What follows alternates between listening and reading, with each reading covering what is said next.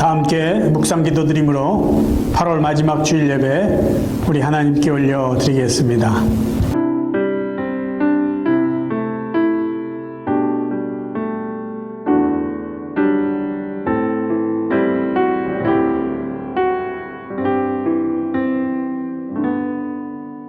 여호와의 인자하심과 인생에게 행하신 기적으로 말미암아 그를 찬송할지로다.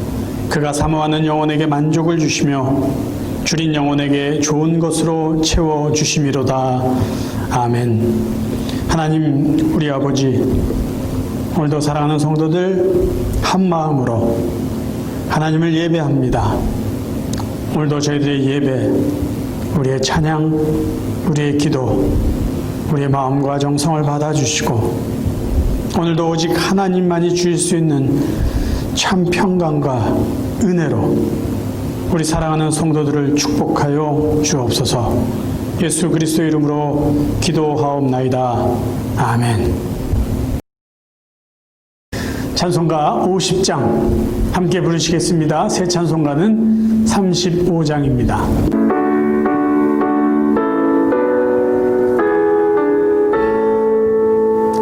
큰 영화로신 주 이곳에 오셔서 이 모인 자들로 주 백성 삼으사 그 중에 항상 계시고 그 중에 항상 계시고 큰 영광 나타내소서.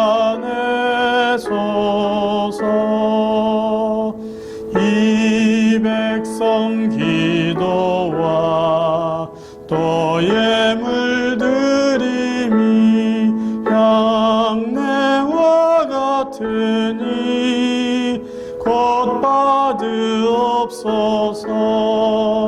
주 예수 크신 복음을 주 예수 크신 복음을 만 백성 듣게 하옵소서. 또 우리 자손들 다 주를 기리고 저 성전 돌같이 기나게 하소서. 주 구원하신 능력을 주 구원하신 능력을 늘 끝날까지 주소서. 주 믿는 만민이 참 진리 지키며 예 성도들 같이 주 찬송하다가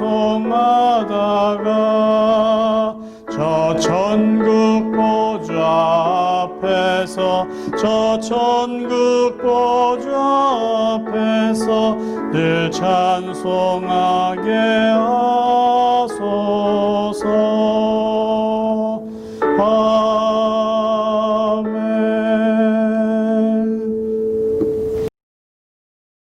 복음성가 보혈을 지나 우리 함께 찬송하시겠습니다.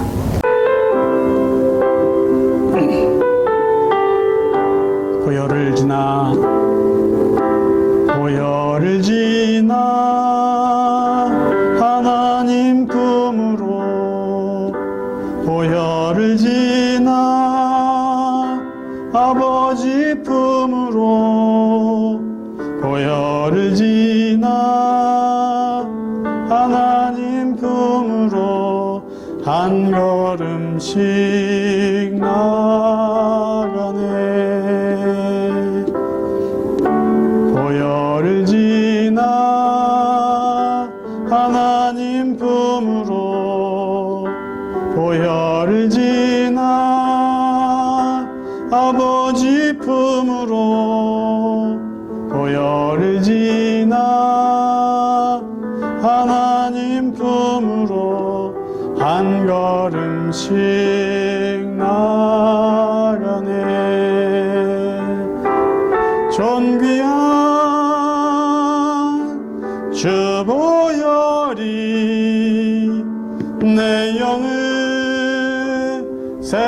새롭게 하시네. 존귀한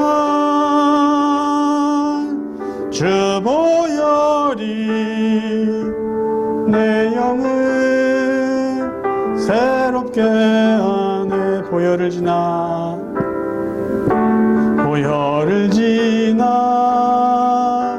하나님 품으로, 보혈을 지나 아버지 품으로, 보혈을 지나 하나님 품으로 한 걸음씩 나가네. 보혈을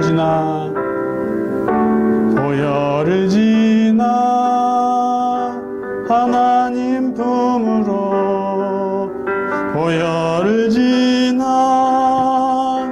아버지 품으로, 보혈을 지나 하나님 품으로 한 걸음씩 나가네. 존귀한 주 보혈이 내 영을 새롭게 하시네. 존귀한 주 보혈이 내 영을 새롭게 하네. 아멘. 사도신경으로 우리들의 신앙을 함께 고백드리겠습니다. 전능하사 천지를 만드신 하나님 아버지를 내가 믿사오며 그 외아들 우리 주 예수 그리스도를 믿사오니 이는 성령으로 잉태하사 동정녀 마리아에게 나시고 본디오 빌라도에게 고난을 받으사 십자가에 못 박혀 죽으시고 장사한 지 사흘 만에 죽은 자 가운데서 다시 살아나시며 하늘에 오르사 전능하신 하나님 우편에 앉아 계시다가 저리로서 산자와 죽은 자를 심판하러 오시리라. 성령을 믿사오며 거룩한 공회와 성도가 서로 교통하는 것과 죄를 사하여 주신 것과 몸이 다히 사는 것과 영원히 사는 것을 믿사옵나이다. 아멘. 하나님 우리 아버지, 오늘도 우리에게 마음과 뜻과 정성을 다하여 하나님을 예배할 수 있는 은혜를 주심을 감사드립니다. 코로나19로 인해서 집에서 보내는 시간이 많아졌습니다.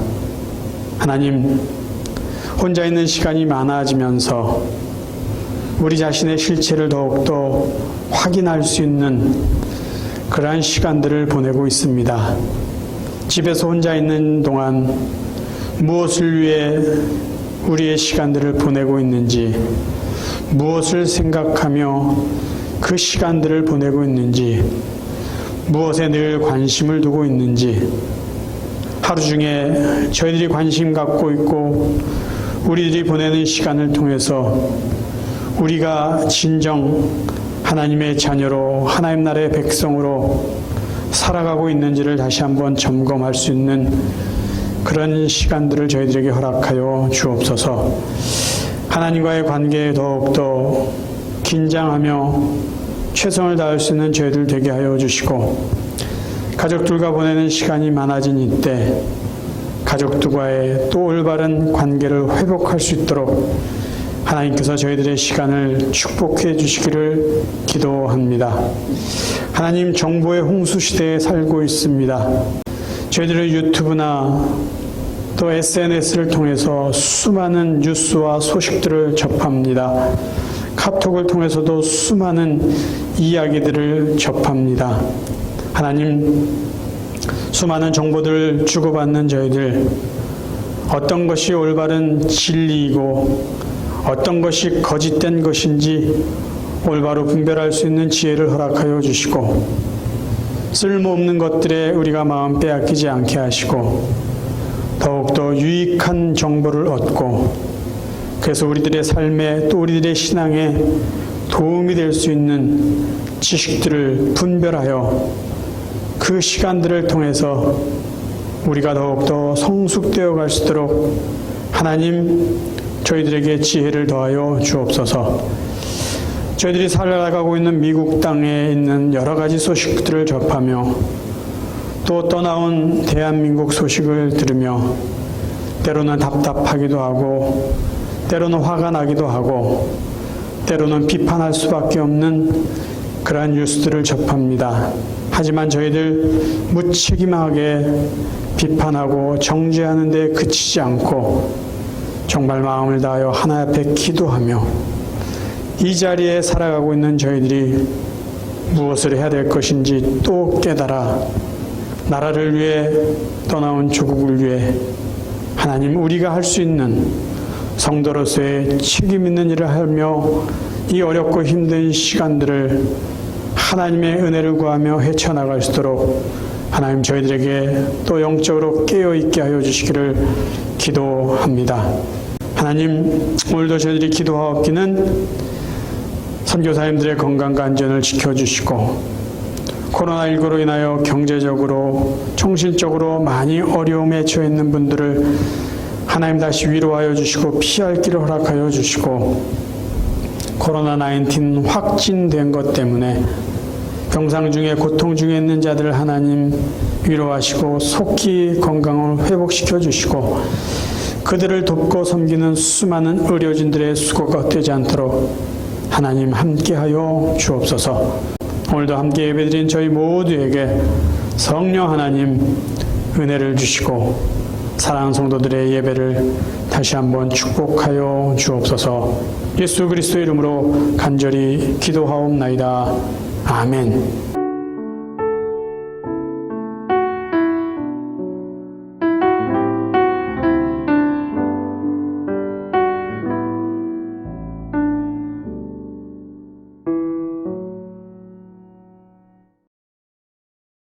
교회 소식 함께 나눕니다. 오늘은 교회 주차장에서 오래간만에 드라이브인 예배를 실시합니다. 우리 오래간만에 얼굴 뵙는 분들 계신데요. 서로 인사를 나누며 또 서로 짧은 시간이지만 교제하는 시간 갖기를 원합니다.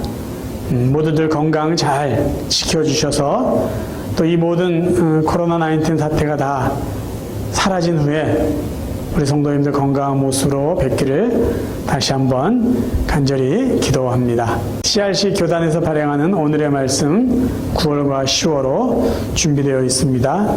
필요하신 분들 가져가셔서 말씀 묵상하는 일에 귀하게 사용할 수 있기를 바랍니다. 말씀 쓰기 우리 잠언에 이어서 요한복음 계속 진행하고 있습니다. 말씀 쓰기에 참여하는 모든 분들 기쁘게 참여해 주셔서 감사드리고요. 말씀 쓰는 동안 하나님의 특별한 은혜가 있기를 기도합니다. 저희들이 매일 저녁 8시에 한마음이 되어 중보기도하기 운동을 하고 있습니다. 8시에 꼭 시간을 맞추지 못하더라도 매일 우리가 마음을 모아서 우리 미국을 위해서 또 대한민국을 위해서 코비드-19을 위해서 선교사님들을 위해서 또 우리들의 개인 기도 제목을 가지고 함께 기도할 수 있는 시간 갖기를 다시 한번 부탁드립니다. 이제 하나님 말씀 함께 나누시겠습니다. 오늘 함께 나누실 말씀은 누가복음 23장입니다. 누가복음 23장 13절부터 25절까지 저희들 오늘도 자막을 보시면서 한 목소리로 봉독하시겠습니다. 누가복음 23장 13절입니다. 빌라도가 대제사장들과 관리들과 백성을 불러 모으고 이르되 너희가 이 사람이 백성을 미혹하는 자라 하여 내게 끌고 왔도다. 보라 내가 너희 앞에서 신문하였으되 너희가 고발하는 일에 대하여 이 사람에게서 죄를 찾지 못하였고 헤롯이 또한 그렇게 하여 그를 우리에게 도로 보내었도다. 보라 그가 행한 일에는 죽일 일이 없느니라. 그러므로 때려서 놓겠노라. 우리가 일제히 소리질러 이르되 이 사람을 없이 하고 바라바를 우리에게 놓아 주소서 하니 이 바라바는 성중에서 일어난 밀란과 살인으로 말미암아 옥에 갇힌 자로라. 빌라도는 예수를 놓고자 하여 다시 그들에게 말하되 그들은 소리질러 이르되 그를 십자가에 못 박게 하소서 십자가에 못 박게 하소서 하는지라. 빌라도가 세 번째 말하되 이 사람이 무슨 악한 일을 하였느냐? 나는 그에게서 죽일 죄를 찾지 못하였나니 때려서 놓으리라 하니 그들이 큰 소리로 재촉하여 십자가에 못 박기를 구하니 그들의 소리가 이긴지라. 이에 빌라도가 그들이 구하는 대로 하기를 언도하고 그들이 요구하는 자 곧 밀란과 살인으로 말미암아 옥에 갇힌 자를 놓아주고 예수는 넘겨주어 그들의 뜻대로 하게 하니라. 아멘.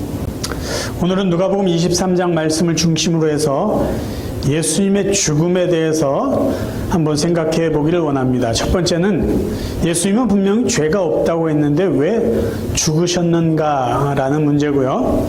두 번째는 근데 왜 예수님은 십자가에 못 박혀 죽었을까라는 것입니다. 그리고 마지막에는 예수님의 십자가의 죽음을 통해서 하나님은 인간들에게 어떤 은혜를 베푸셨는가, 예수님의 십자가의 죽음의 의미에 대해서 같이 한번 생각해보는 시간을 갖겠습니다. 자, 먼저 예수님은 분명히 죄가 없다고 오늘 본문에서도 이야기하고 있는데 죄 없는 분이 왜 죽으셨을까요? 오늘 누가복음 23장에 보면 누가복음을 기록한 누가는 계속해서 예수님은 죄가 없다라는 것을 확인시켜주고 있습니다. 누가복음 23장에 보면 종교 지도자들이 예수를 빌라도에게 끌고 가서 예수를 고발한 내용이 세 가지로 나타나 있습니다. 한번 읽어봅니다. 누가복음 23장 1절과 2절입니다. 무리가 다 일어나 예수를 빌라도에게 끌고 가서 고발하여 이르되 우리가 이 사람을 보매 우리 백성을 미혹하고 가이사에게 세금 바치는 것을 금하며 자칭 왕 그리스도라 하더이다. 자, 예수님이 빌라도에게 고발당한 것이 세 가지예요. 하나는 뭐냐 하면은 백성을 미혹했다라는 것이죠. 이 미혹했다라는 말은 백성을 선동해서 로마 정부에 어떤 쿠데타를 일으키겠다는 의미예요. 근데 예수님이 3년 동안 사역하시면서 로마 정부를 대항하여 어떤 계획도 어떤 행동도 취하지 않았습니다.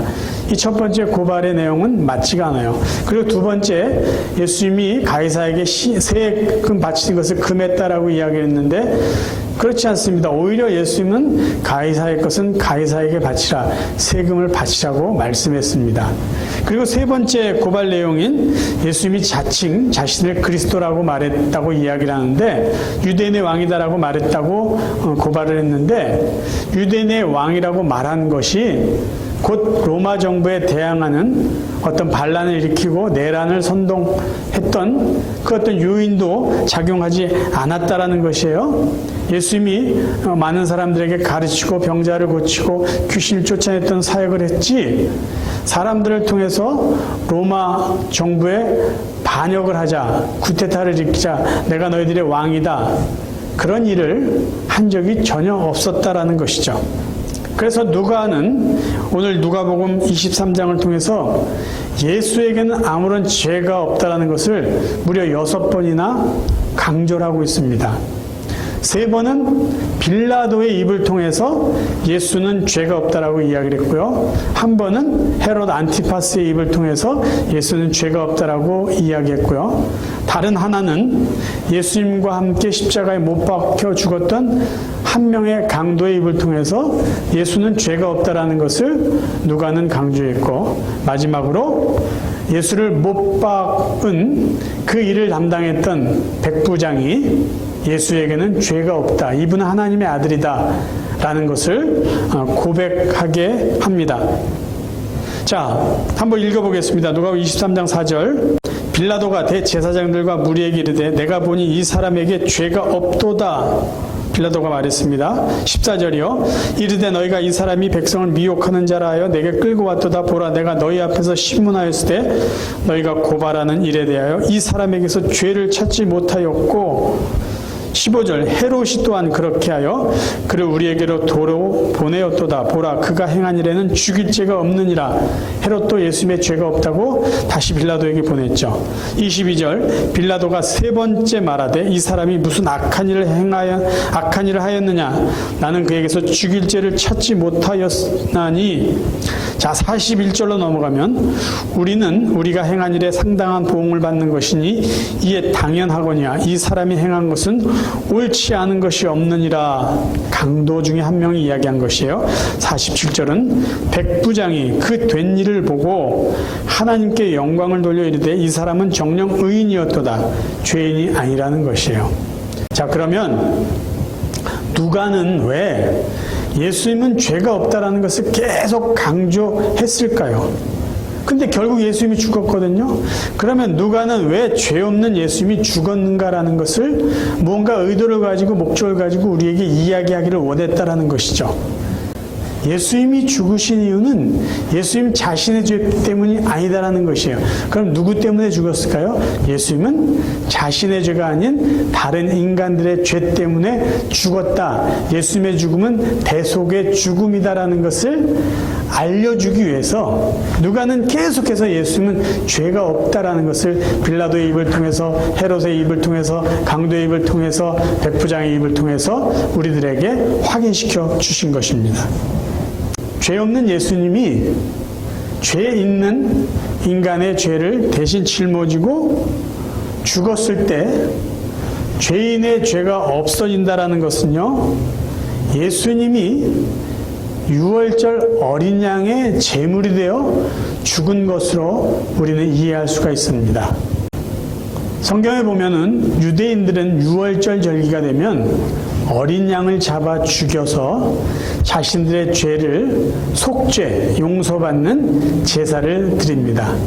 그런데 이 어린 양을 잡고 제사를 드릴 때 몇 가지 해야 되는 중요한 순서들이 있어요. 그것은 뭐냐 하면 어린 양의 머리에 안수 기도를 합니다. 그것은 왜 하냐면은 내가 그동안 지은 죄를 지금 이 양에게 전가시키는 거예요. 머리에 안수하면서 내가 지은 모든 죄를 그 양에게 가져가기를, 전가되기를 기도하는 거죠. 그리고 이 양이 이제 내 안에 있었던 모든 죄를, 내가 지은 모든 죄를 이 양이 짊어지고 대신 죽어주는 겁니다. 그래서 그 제물을 하나의 앞에 바침으로 내 대신 양이 죽어서 이제 내 안에 있는 죄를 용서함 받았다라고 하는 것이죠.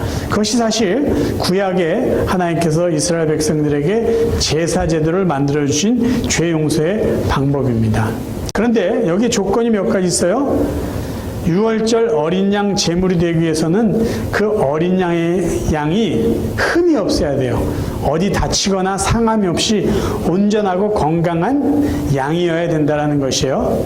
또 하나 조건은 뭐냐면 그 양이 반드시 피를 흘리고 죽어야 된다는 거예요. 왜냐하면 죽지 않으면 죄 용서받는 효과가 없기 때문이에요. 그래서 예수님의 죽음을 유월절 어린 양의 죽음이라고 성경에서 이야기하는 것이 바로 그것입니다. 사람들의 죄를 죄 없으신 온전하고 깨끗한 예수 그리스도께서 대신 가져가셔서 이제 인간의 죄에 대한 대가인 죽음을 친히 감당하신 거예요. 어떻게 해요? 피 흘려서 거룩한 피를 다 흘리시고 예수님이 죽어주심으로 인간이 죄에 대해서 죽어야 되는 그 죽음의 대가를 예수님이 대신 다 치렀다.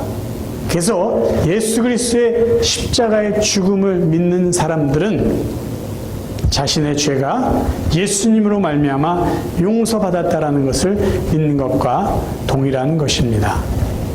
자, 그러면 두 번째 우리가 생각해 봐야 될 것이 있어요. 그럼 왜 굳이 예수님은 십자가에서 죽으셨는가라는 것이에요. 우리가 생각해 봐야 될 것이 있어요. 예수님과 그 당시 유대 종교 지도자와의 갈등은요, 정치적인 문제가 아니었어요. 그러니까 예수님은 로마 정부와 아무런 갈등이 없었어요. 예수님이 갈등이 있었던 사람들은요, 대제사장의 무리와 그 시대의 종교 지도자들이었습니다.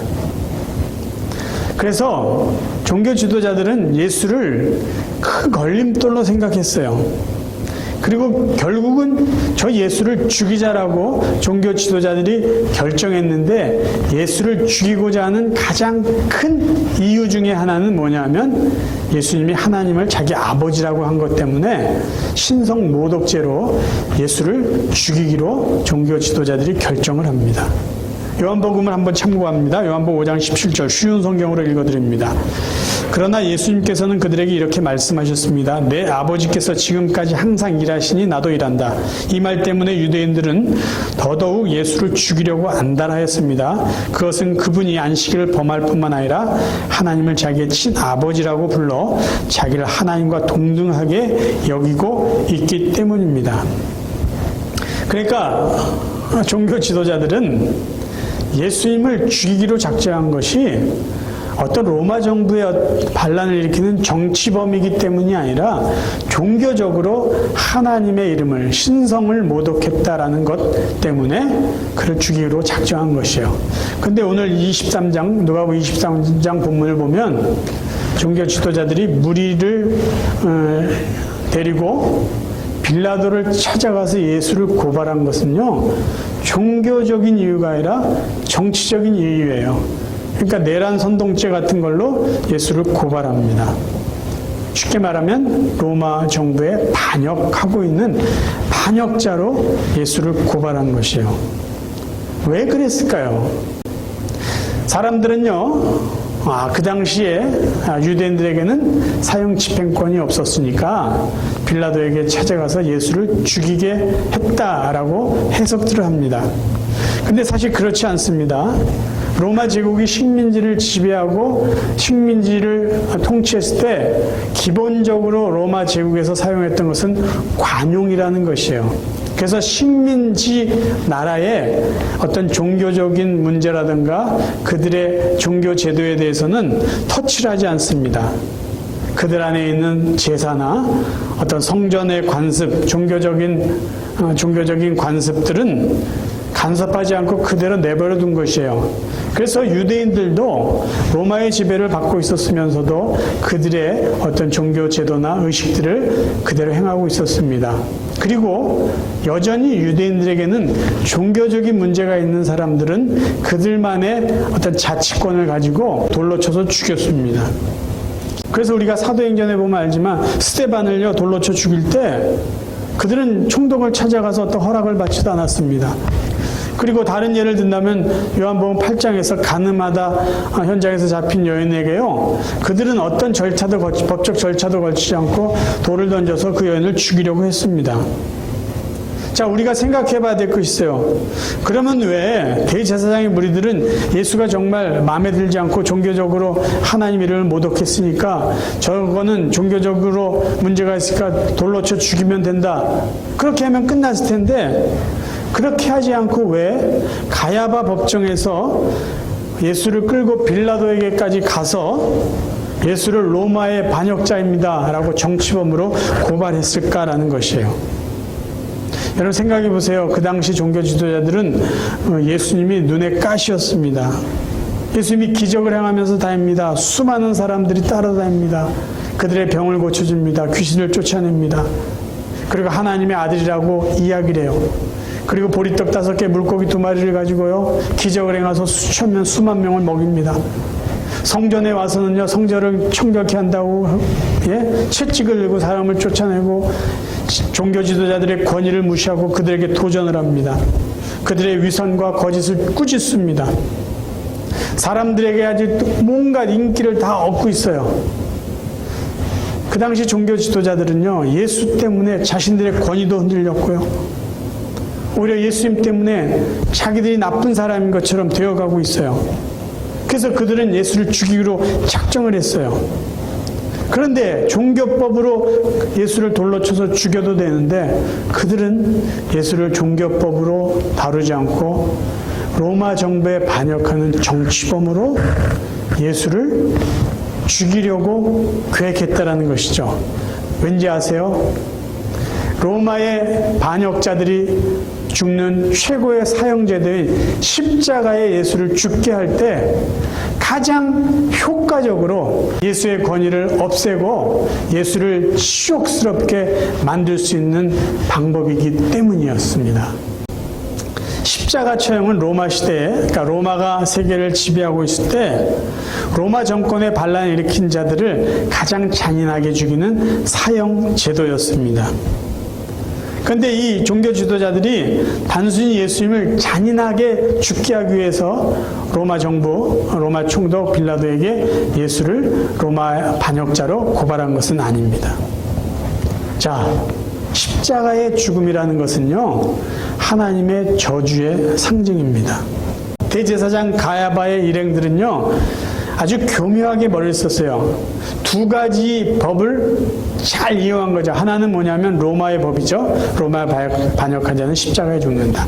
그 다음에 하나는요, 신명기법, 율법을 교묘히 이용했습니다. 신명기법에 보면은 사람을 나무에 달아 죽였을 때는 밤새도록 나무에 매달아 두지 말아라 라고 말을 합니다. 그런데 그 대목을 잘 보면요, 나무에 달려 죽은 사람은 하나님께 저주받은 자다라는 대목이 있습니다. 신명기 21장 22절 23절을 읽어드리겠습니다. 사람이 만일 죽을 죄를 범함으로 내가 그를 죽여 나무 위에 달거든 그 시체를 나무 위에 밤새도록 두지 말고 그날에 장사여 내 하나님 여호와께서 내게 기업으로 주신 땅을 더럽히지 말라. 나무에 달린 자는 하나님께 저주를 받았음이니라. 자, 신명기 율법에 보면은요, 유대인들이 가장 끔찍하게 사람이 죽었다라고 생각하는 것은 어떤 죽음이냐면 나무에 매달려 죽은 사람을 가장 저주를 받고 끔찍하게 죽은 사람이다라고 생각을 했습니다. 그래서 누군가가 나무에 매달려서 죽으면은 사람들은 어떻게 생각했냐면, 야, 저 사람은 얼마나 못된 짓을 했길래 하나님께 저주를 받아 저렇게 나무에 매달려 죽었을까라고 생각했던 것이죠. 그래서 그들은 십자가에 사람이 죽었다, 굉장히 십자가의 죽음에 대해서 터부시했던 사람들이에요. 그러니까 이 유대 종교 지도자들이 그것을 다 이용한 거예요. 생각한 거예요. 그래서 예수님을 그냥 돌로 쳐서 죽이면은 사람들에게 큰 효과가 없다라는 것을 알고요, 로마 정부에 고발을 해서 로마의 최고형인 십자가형에 처하게 만들어서 동시에 유대인들은 나무에 매달려 예수 그리스도가 죽은 것을 보여줌으로 유대인들이 예수를 볼 때 무슨 생각을 하게 만들었냐 하면, 아, 저 예수는 진정한 그리스도가 아니라 하나님께 저주받은 거짓 선지자구나라는 것을 각인시켜주기 위해서라는 것이에요. 그런 아주 교묘한 계획을 세워서 예수를 빌라도에게 끌고 갑니다. 그런데 처음에 빌라도가 그들의 생각대로 예수를 죄인으로 인정하지 않아요. 오늘 우리가 읽은 성경으로 확인할 수 있습니다. 그래서 빌라도는 예수를 놓아주려고 해요. 그런데 군중들이요, 계속해서 예수를 십자가에 못 박아 죽이라고 아주 소리를 칩니다. 그러니까 나중에 빌라도가, 야, 이렇게 하다가는 이 밀란이 일어나겠구나. 야, 이거 차라리 예수를 죽이는 게 이 전체적으로 더 안정적으로 내가 통치를 할 수 있겠구나라는 생각으로요, 그 군중들의 소리대로 그들의 요구대로 예수에게 사형을 언도합니다. 성경을 한번 읽어드립니다. 누가복음 23장 20절이에요. 빌라도는 예수를 놓고자 하여 다시 그들에게 말하되 그들은 소리질러 이르되 그를 십자가에 못 박게 하소서, 십자가에 못 박게 하소서 하는지라. 빌라도가 세 번째 말하되 이 사람이 무슨 악한 일을 하였느냐, 나는 그에게서 죽일 죄를 찾지 못하였나니 때려서 놓으리라 하니 그들이 큰 소리로 재촉하여 십자가에 못 박기를 구하니 그들의 소리가 이긴지라. 근데 여러분 한번 이 분위기를 보세요. 좀 이상하다고 생각하지 않으세요? 사실 얼마 전까지만 해도요, 여기 모여있는 군중들은요, 예수님이 예루살렘 성에 입성하실 때요, 종려나무 가지를 꺾고 흔들면서 호산나 호산나를 외치던 사람들이에요. 그러던 사람이 불과 3, 4일 후에 어떻게 예수를 십자가에 죽이라고 이렇게 소리를 지를 수 있었을까요? 그 이유는요, 대제사장의 무리가 그 군중들을 선동했기 때문이에요. 성경에 그것이 분명히 기록되어 있습니다. 마태복음 27장 20절. 한편 대제사장들과 유대 지도자들은 군중을 충동하여 바라바를 놓아주고 예수는 죽이라고 청하게 하였다. 자, 다 이 모든 것이요, 대제사장들과 종교 지도자들이 예수를 십자가에 죽어서 저 사람은 하나님의 저주받아 죽은 사람이지 진짜 하나님의 아들이 아니다, 메시아가 아니다, 그리스도가 아니다라는 것을 사람들에게 각인시켜주기 위해서 처음부터 종교적인 문제가 아니라 정치범으로 로마 총독 빌라도에게 고발을 해서, 그리고 사람들을 충동하고 선동해서 결국은 예수님을 종교범이 아닌 정치범으로 해서 십자가에 못 박아 죽게 만들었다는 것이에요. 그래서 예수님은요, 하나님의 저주의 상징인 십자가에 못 박혀 죽게 되었던 것입니다. 그런데 여기서 끝이 아니라는 거죠. 하나님은 저주의 상징인 십자가의 죽음을 통해서 하나님의 은혜를 인간들에게 베풀어 주셨습니다. 우리가 세 번째 살펴볼 것이 바로 이것이에요. 십자가를 통한 하나님의 은혜입니다. 겉으로 보기에 대제사장 가야바의 일행이 그들이 계획하고 꾸민 모든 대로 예수님이 죽은 것 같아요. 그런데 하나님은요, 그들의 악한 계획까지도 하나님이 사용하신 것이죠. 역시 하나님은 역사의 주관자이십니다. 십자가의 죽음은 분명히 저주예요. 그런데 하나님은 예수 그리스도께서 저주받아 죽으신 그 죽음을 통해서 인간들의 저주를 없애주셨다는 것이에요. 그런데 이 모든 것이 바로 인간들, 가야바의 일행들이 주도해서 시작한 것이 아니라 하나님의 섭리 가운데 이루어졌다라는 것이죠. 모든 것이 예수 그리스도의 십자가의 죽음은 하나님의 구원의 경륜에서 이루어진 일이라는 것입니다. 하나님께서 독생자 예수 그리스도를 죽음의 저주에 처하도록 내버려 두신 이유는 저와 같은 인간들이 저주받아서 죽어야 될 그 죄에서 우리를 용서해 주시기 위해서라는 것이에요. 사도 바울은 예수님이 십자가에서 저주받은 것은 우리가 받아야 될 저주를 없애주시기 위해서라고 이야기해주고 있습니다. 갈라디아 3장 13절. 그리스도께서 우리를 위하여 저주를 받은 바 되사 율법의 저주에서 우리를 속량하셨으니 기록된 바 나무에 달린 자마다 저주 아래에 있는 자라 하였음이라. 여러분, 구원을 다르게 설명하면요, 하나님의 저주에서 벗어난 것을 구원이라고 말할 수 있습니다. 하나님의 저주는 뭐죠? 죽음이라는 심판이에요. 그러니까 우리가 구원받았다라는 것은 죄 때문에 받아야 될 죽음의 심판, 저주의 심판에서 건진받았다, 구원받았다라는 것으로 설명할 수 있는 것입니다. 이 하나님의 은혜가 우리가 죽음의 저주를 받지 않고 대신 예수님께서 죽음의 저주를 받으신 것, 그렇게 하신 것, 그래서 우리의 죄를 용서해 주신 것이 바로 하나님의 은혜라는 것이죠. 한 번 더 생각해 볼 거 있어요. 그럼 하나님은 이 십자가를 통해서 어떤 일을 하셨나? 십자가의 죽음을 통해서 하나님은 하나님의 공의를 보여주셨고 동시에 하나님의 사랑을 보여주셨습니다. 하나님은 반전의 하나님이라고 말할 수 있어요. 저주의 십자가에서 그 속에서 하나님은 놀라운 은혜를 꽃피웠다라는 것이죠. 자, 사도 바울은 십자가를 하나님의 능력과 지혜라고 말했습니다. 하나님은 십자가라는 저주의 이미지를 가지고 그것에서 하나님의 지혜를 드러냈던 분이라는 것이에요. 고린도전서 1장 23절 24절을 봅니다. 우리는 십자가에 못 박힌 그리스도를 전하니 유대인에게는 꺼리끼는 것이요 이방인에게는 미련한 것이로되 오직 부르심을 입은 자들에게는 유대인이나 헬라인이나 그리스도는 하나님의 능력이요 하나님의 지혜니라. 무슨 말로 하는 거냐 하면요, 예수 그리스도께서 십자가에서 죽으셨다라는 것을 이야기할 때마다 유대인들은 어떻게 생각하냐면 불편하게 생각해요. 십자가? 그건 하나님의 저주를 상징하는 것이야. 그래서 예수께서 십자가에 죽었다 그러면 유대인들은 듣고 싶어 하지 않아요. 불편한 이야기, 하나님께 저주받은 자의 이야기를 더 이상 하지 말라고 합니다.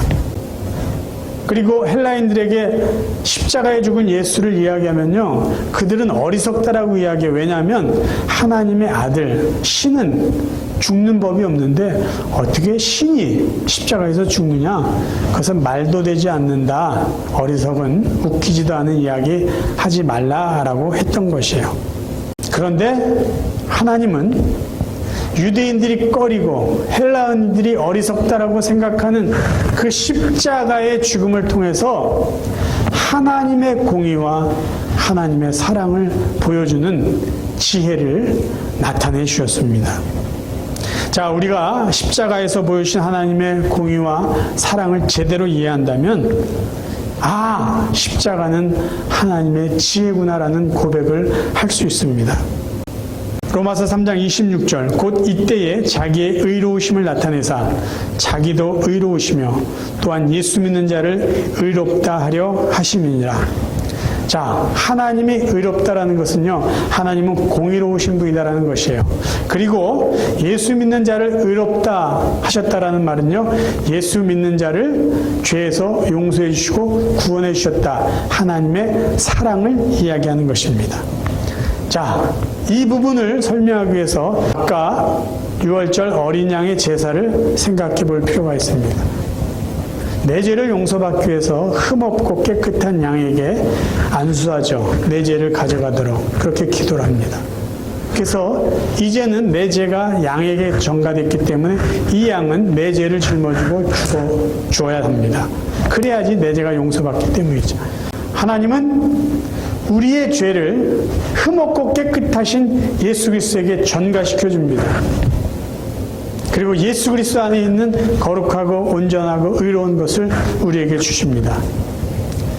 이제 예수님은 우리 안에 있는 죄를 가져왔기 때문에 그분은 죄인이 됐고요. 예수님의 의를 받은 우리는 깨끗한 의인이 됩니다. 이제 하나님은 십자가에서 하나님의 공의와 사랑을 이루십니다. 어떻게 해요? 우리 죄를 짊어지신 예수 그리스도를 십자가에서 죽이시죠. 그리고 동시에 이제는 우리의 죄가 예수님 때문에 없어졌기 때문에 우리를 의롭다고 인정해 주신 거예요. 바로 예수 그리스도의 사랑이죠. 그래서 예수님은 6월절 어린 양으로 죽으셨다라고 말합니다.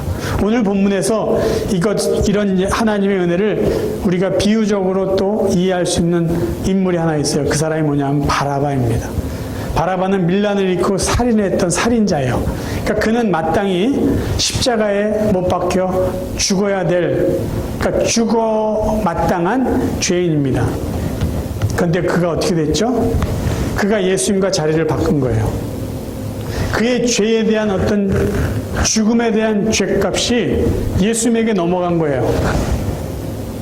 그리고 예수님, 아무런 죄가 없는 예수님처럼 바라바는 갑자기 예수님 때문에 죄 없는 사람이 돼서 자유의 몸이 됩니다.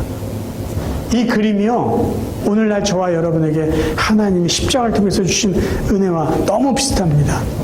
저희들은 죽어 마땅한 죄인인데 예수 그리스도께서 이 땅에 오셔서요, 내가 죽어야 될 그 자리에 대신 주님이 가셔서 나를 대신해서, 여러분을 대신해서 죽어주신 거예요. 그걸로 끝났나요? 아니죠. 이제 저와 여러분은 예수님이 대신 죽어주신 것 때문에 더 이상 저주받지 않고 더 이상 죄 때문에 죽지 않아도 되는 하나님의 은혜를 받은 사람들이 된 것입니다. 사랑하는 성도 여러분, 하나님 우리를 구원해 주시기 위해서요, 예수 그리스도를 십자가에 못 박혀 죽게 하셨습니다. 하나님은 예수님을 나무에 매달아 저주받게 하시고 우리를 그 저주에서 자유케 해 주셨어요. 하나님은 예수님에게 우리의 죄를 전가시켜 주셨어요. 그래서 하나님은 내 죄를 예수님에게 짊어지게 하시고 내 죄에 대한 심판을 예수님께 물으시고 더 이상 저는 죄 없다. 너는 심판받을 필요 없다.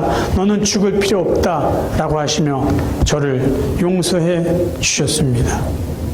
심판은 예수님께, 용서는 저와 여러분에게 베풀어 주신 분이 바로 하나님 아버지이십니다. 이 하나님의 은혜, 예수 그리스도의 십자가의 죽음을 통해서 우리에게 베푸신 하나님의 사랑을 우리가 다시 한번 기억하면서 이 남은 삶이 하나님 앞에 늘 감사드리며 하나님 은혜에 보답하며 살아갈 수 있는 우리 모두가 되시기를 주님의 이름으로 축원합니다. 기도하겠습니다. 하나님 우리 아버지, 죄에 대한 공의로운 심판은 예수 그리스도께 하시고 저희들에게는 한없는 은혜와 용서를 베풀어 주신 것 다시 한번 감사드립니다. 예수님을 십자가에 저주받게 하셨지만 그것을 통해서 우리를 저주에서 건져주신 하나님께 다시 한번 감사드립니다.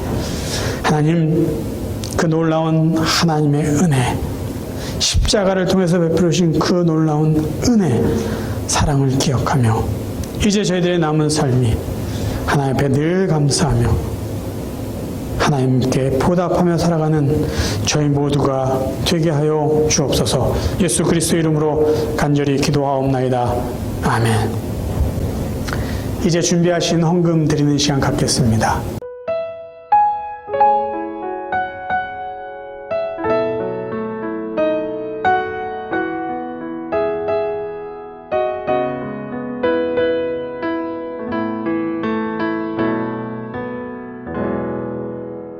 헌금을 위해서 우리 기도하겠습니다. 하나님 우리 아버지, 오늘도 우리가 마음을 다하여 귀한 예물을 하나님 앞에 바칩니다.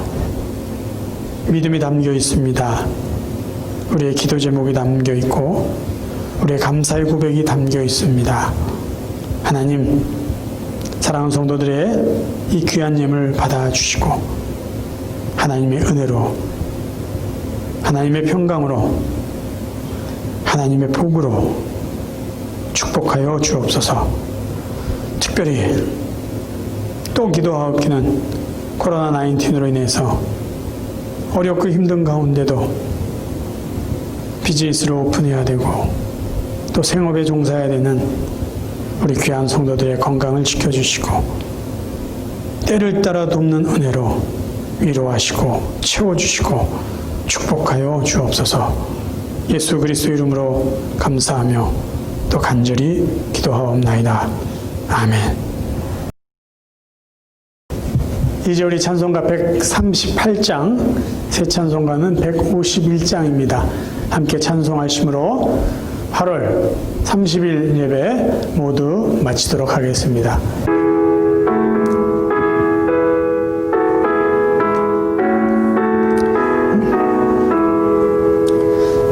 만왕의 왕 내 주께서 왜 고초당했나, 이 벌레 같은 날 위해 그 보혈을 흘렸네. 십자가 내가 처음 볼 때에 나의 맘에 큰 고통 사라져. 오늘 믿고서 내 눈 밝았네. 참 내 기쁨 영원하도다. 주 십자가 못 박힘은 속죄함 아닌가. 그 긍휼함과 큰 은혜 말할 수 없도다. 십자가 내가 처음 볼 때에 나의 맘에 큰 고통 사라져. 오늘 믿고서 내 눈 밝았네. 참 내 기쁨 영원하도다. 늘 울어도 그 큰 은혜 다 갚을 수 없네. 나 주님께 몸 바쳐 바쳐서 주의 이름 쓰리. 십자가 내가 처음 볼 때 나의 마음의 큰 고통 사라져. 오늘 믿고서 내 눈 밝았네. 참 내 기쁨 영원하도다. 아멘.